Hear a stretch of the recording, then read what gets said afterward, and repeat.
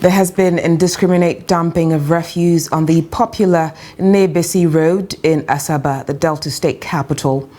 Jonathan Awanwai reports that the trend is worrisome for residents. Nnebisi, a major road in Asaba, is no longer a good sight. The road has suddenly become a refuse dump of some sort, with bags of refuse now a common sight.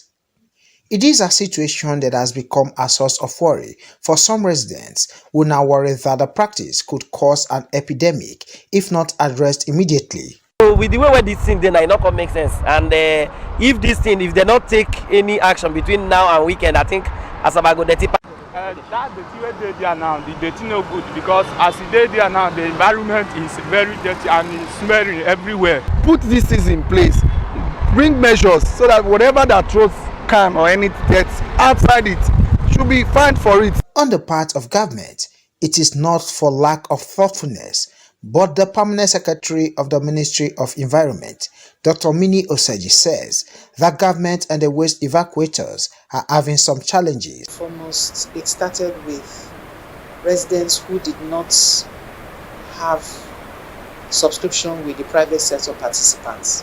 So rather than paying between 1,005 and 2,005 so that the private sector participants can come and cut away their refuse, they chose to come out in the night and go and dump it. She, however, suggests ways residents can mitigate the situation in the meantime. So before I dump my waste and keep it for the private sector participants responsible for cutting away my own household waste, I first remove all the plastic bottles and I recycle the plastic bottles. We have a number of plastic recycling companies. I also remove paper, I remove cartons, and all those things. You open a packet of cereal, I remove it.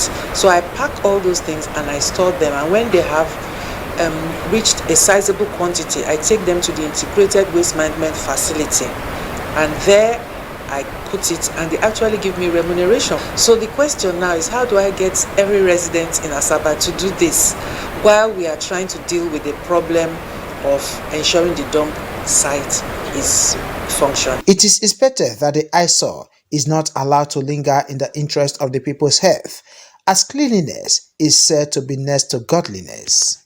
Jonathan Awanye, Trust TV News, Asaba.